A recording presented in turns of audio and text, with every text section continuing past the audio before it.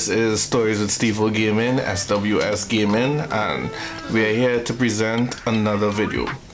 Today's topic, before we start today's topic, I'd just like to thank our sponsor, God Gifts Technologies, for all your computer needs. Make sure to check God's Gift. They did this dope website, which is in the description. I'll leave the link in the description. That's my guy. He does some great work. He does laptop repairs, computer repairs, and he does things like networking, network repairs, website building. Yo, this guy is real deal. He really is real deal. I recommend him, and he is today's sponsor.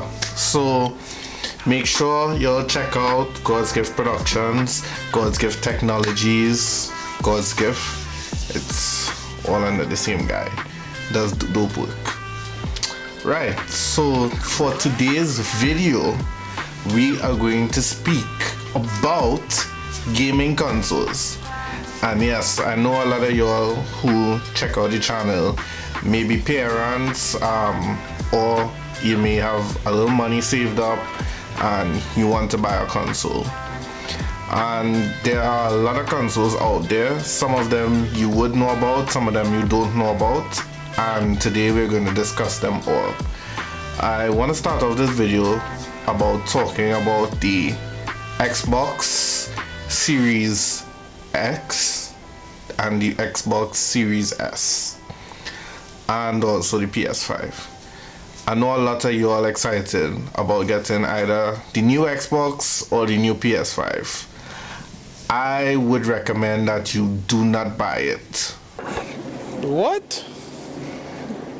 Bro, what are you talking about, man? Right now. Because of the global pandemic, we're seeing that Sony and Microsoft are actually restocking stores on a case-by-case basis. So one week you might see a store restock, the next week they may be sold out. And we also, because of this, a lot of people are unable, although they might have the money, they're unable to buy the consoles. And this actually happened with our company. We actually wanted to buy some PS5s and Xboxes to sell, but because of the shortages we can't get it. And I am not a proponent of scalpers. I don't think that you as a public should buy a console for 2 or 3 times what it's worth. It doesn't make sense, in my opinion, for you to buy a console for $1,500 and it's worth $400 US. We're talking in US dollars. So I would say hold up on buying the console for now. If you're able to get one of those midnight restocking sales, I would call it, where you go on Walmart or you go to one of the retailers' website and you're able to order one, I say go ahead if you get it at the resale price. And I'm going to give you the resale price so parents don't be scammed. It is $300 US for the Xbox Series S. That is the small white one with the black grill on top. The Xbox Series X is $400 US. Right? That is the black rectangular looking one. You'll be able to see. The PlayStation 5 comes in 2 editions. It comes in a digital edition and a CD edition, which is non-digital, but digital, by the way. Digital, non-digital, digital. It's a combo. Basically, it comes with a CD drive. The non-CD edition, I believe, is $500 US, and the CD edition is $600 US. I will confirm those prices, but that's what I believe it to be. And you should not spend $8 more on the console Unless of course you're buying a bundle and you're getting it with a game or something, and you know it's a few dollars more. But you should not spend more than how much Sony valued it at. Yes, I know it's all supply and demand, but I personally would not buy it for that price, and I wouldn't recommend that you buy it for that price. So that's being honest. Now, everybody is talking about these two consoles, next gen gaming. Oh, it's gonna be fantastic. The competitors right now are the Xbox Series X and the PS5.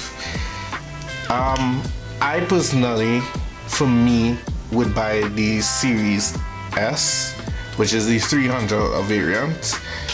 I find that it will give you the same next gen experience, and unless you are really critical and you really want to see the increase like frame rate and drop frames and those things, for the casual person, you all are not going to care about that. Your 11-year-old child, unless he's really into tech, isn't going to care whether it's playing at 60 frames per second or it's playing at 30 frames per second. He just know he getting a game and he want to play Spider-Man. That's all he knows. So why are you going and spend your hard-earned extra 100 US or extra 300 US, depending on what you're getting, for those little nuances? I say, if you're buying for a little child or your son or whatever, get the Xbox Series S. It is the most value for money that you're getting. Now, for the adults, you all who want to spend that money, I personally, I like PlayStation. I have an Xbox, but I do like PlayStation. I had a PlayStation 3 and I love that console. I love playing God of War. I love the PlayStation exclusives. My friend actually, shout out to Tafari, he actually lent me his PS4 last year for a week, and I was able to play Spider-Man, and I loved the original the Spider-Man that came out before the Miles Morales new Spider-Man. But I love that Spider-Man. I love the effort they put into it. I love God of War. I love the puzzles. I love the graphics. I love everything about that game. And on my Xbox, I can't play those games because those are PlayStation exclusives. So if you're getting a console, I would recommend getting the PS5. Also, the controller is dope. The controller is fantastic. I love the effort that Sony put into the controller, the real life feel of the controller. From all the reviews that I have read, it simulates more real life. It gives you resistance in the controller. It makes it more immersive, and I would recommend that you get a PS5 if you want to play those exclusives and you want to have that more lifelike feel. It is a little more expensive, but if you have the money, buy the PS5. The Xbox Series X now is for those people who some of the games that you play would be on both Xbox and PlayStation. So to you, it doesn't matter which one you play. You buy. So play by ear. It wouldn't matter to you, because like if you buying a console to play FIFA and 2K, which lately I've been playing 2K, FIFA, Assassin's Creed, and I don't feel like I miss a beat the other games. I play Madden as well. Shout out to all the people who play Madden. Yeah, I've been playing Madden and I don't feel like I miss a beat. I don't feel like you should sacrifice, like spend the extra money if those are the only games you're playing, because you can play it on either console, and the Xbox Series X is cheaper than the PlayStation. So probably, save a few dollars. You're going to have a great experience anyway. The Xbox Series X could play at amazing frame rates it keeps up with the PlayStation 5 spec for spec. It's just these childhood years that as I got older, the consoles that I used got older, and to me Nintendo was always like kid friendly, because we know that Nintendo doesn't have certain games on their consoles, and even if they have the game on their consoles, like it wouldn't have any blood or gore, and it wouldn't have certain, it's always a kid friendly, it's always aimed at a kid friendly. But because it's kid friendly doesn't mean that it should be slow, and it doesn't mean that it should be lacking in power. And I honestly didn't realize the amount of power that a Nintendo Switch has. And yes, the Switch now is selling for like $300-$400, and then there's the Switch Lite, which is selling for $199. But my cousin, actually, shout out to my cousin, when I went to the States, she actually has a Switch, and I picked up her Switch a day and was playing her Switch, and I was like, yo, this console is a beast. Like, the graphics ain't like Game Boy graphics, they are like legit serious graphics. Like, it could push serious graphics. And I know a lot of people probably watching the Joy-Cons and saying, oh, that's like basically another Wii, but it is. And my friend had the Wii. The Wii was fun. I mean, I'm a serious gamer. I wouldn't sit down and play a Wii for like my daily gaming experience. But you know, you have friends over and we were playing tennis and, you know, Wii games, and you know, it was fun. It was fun. You're playing like Mario Kart and those things. It is fun. But the Switch also has serious games. I actually saw like 2K and FIFA on the Switch, and it has the graphical power to push, or the graphical specs to push those games, just as, or to compete with the consoles. The Switch also is a lower price. I personally would recommend that you get the original Switch and not the Switch Lite. The reason being, if you're not getting a console, then the original Switch, you could hook it up to a TV and use it as a console. However, if you already have a console, don't buy the original Switch, because you already have a console. You're not, most times your console is hooked up to your main TV or whatever TV you game on, and when you come home, you're already relaxing, you go and pick up your controller. You're not going and play a Switch when you're home. You're going to use your console. So I would recommend, if you have a console, then buy the Switch Lite, which is the portable gaming. In terms of portable gaming, I really miss my PSP. I loved my PSP. I wanted my PSP to have 2 joysticks, and when they brought 2 joysticks to the PS Vita, I hated it, and I stopped owning a PSP. Well, I never bought another PSP. But I love playing games on those UMDs. I find they should bring back the PSP. It was a great, bring back the PSP, bring back the PSP titles, Midnight Clubs, SOCOM, Grand Theft Auto Stories. That's my personal pitch to Sony. If you're watching this, bring back the PSP. But yeah, if your child has a console already, buy the Switch Lite. If he doesn't have a console, you could look at buying a Switch, and you don't have to buy them anything. Even if you have like 2 children, buy 1 Switch. The Joy-Cons actually can be, it comes off the Switch, and you can use it as separate controllers. So one person could use 1 Joy-Con and the next person could use the other Joy-Con and play games. So that is pretty cool, and it wouldn't hurt your pocket as a parent to buy that.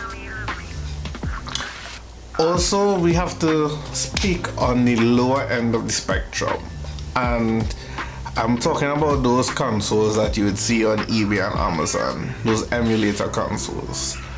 Now, that is a ticklish sublist, because, well, that is a ticklish subject because emulation has come very far from when I was probably in secondary school. When I was in secondary school, your computer would breathe hard to push emulation and you would get drop frames and the game would be sticking and all of those things. Now, with like Raspberry Pi and those mini computers, you're actually seeing like these emulation consoles can push older games, like PS1 games, even some PS2 games, PSP games. Like I actually had an emulator on my phone and I was playing games like Pokemon and Grand Theft Auto and all the games that I used to play on my Game Boy and my PSP. I actually could have played it on my phone. And usually those handheld emulation consoles, or even these small consoles, usually push those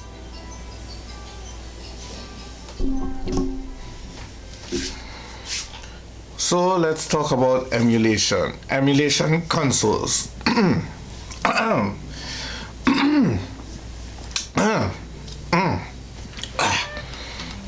Something my throat. Right.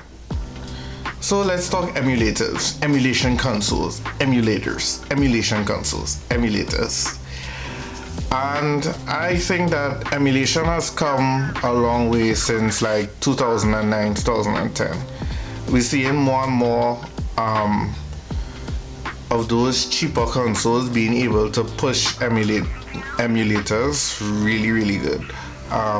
They're no longer giving you drop frames and they're no longer giving you stuttery experiences, like things like small mini computers like the Raspberry Pi.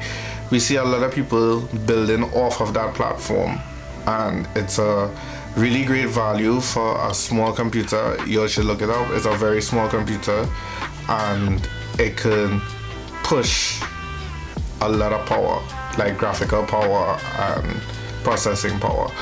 So those simpler consoles, as you may see on eBay, I don't know how younger children would react to it, but I know for adults, like even if you used to play PS1 games a long time, like Crash Bandicoot and FIFA 06 and FIFA 5 and FIFA 04 and those kind of games, and you actually want to relive your childhood, you could actually pick up one of those emulation consoles, and usually they're handheld, so you could take them anywhere you want, and they allow you to save pictures and music, kind of like a PSP. Yeah, I really miss my PSP. But yeah, you can pick it up, carry it anywhere, listen to your music, show pictures. They usually have Wi-Fi, so you could go on the internet. And they're not that expensive. Usually sometimes they're like $50, like $40, $50, $60 US. And they're really great value to me. Just make sure to look up the specs and the reviews of those consoles before you buy it, because most of them are unbranded, and that means that they don't have the reputation of a big company behind them. So sometimes they might be getting ripped off. So make sure to look at the reviews of other people who bought the consoles before you. And let's talk about that last console that everybody has in their home, which children know are consoles. Deep down, children know they are consoles. Parents might buy it for work, but deep down as a child, you know that this is has so much gaming potential. So much potential. And they don't see it. And I'm talking about your PC. Yes, I did another video on the laptops that I think you should buy, but you should also never underestimate upgrading your home PC or your family PC. Even if you're a child or if you're a parent looking to buy a gaming device for your child. Never underestimate buying a graphics card, building a PC for your child, children, if you want to ask mommy and daddy, sometimes mommy and daddy don't have the amount of money like the $300 or the $400 or the $500, $600 to buy a console. But if you play your cards right, you might be able to get a $30 or $40 graphics card off of eBay. You put that in your home machine and all of a sudden you could run some games or most games on low settings, which is better than nothing. It's better than sitting down and not playing a console. I basically grew up with a PC for most of my life, and you can play major titles. I mean, I never played Super Smash Brothers, but Underground 2, I played Underground 2 and I loved it. Played Underground 2, and most game makers do make their games for PC, or usually if your PC is good enough, you could run an emulator and play the same games that you would play on a console on your PC, and it would come up for a fraction of the cost, because most times you already have the PC there already, so it's just to upgrade a few parts. Even if you can ask your parents probably to buy you a PC, or you can save up your money and buy a PC, I would be releasing a video on the top desktops that I think you should buy coming for this Black Friday sale, and the top desktops that I think you should buy overall. So stay tuned to that. Ladies and gentlemen, I would like to thank you all for staying to the end of this video as we have talked consoles. Just to wrap up the video, my quick thoughts. I think if you have the money and you really care about the nuances like frame rates and immersive experience, buy the PS5, buy the digital edition because CDs are being phased out. If you want to have a powerful console but you don't want to spend money, as much money as a PS5, buy the Series X. If you don't really care about frame rate and the immersive experience of the controller, then buy the Series S, which is the $300 Xbox. And if you're looking for something a little bit cheaper but it has a lot of potential, buy the Nintendo Switch. You get 2 controllers with it off the bat, and it's a great value for money. And if you already have a home console but you want to have something that is portable but still powerful, buy the Switch Lite. So guys, this is it for our video. Hope you enjoy. See you in the next one.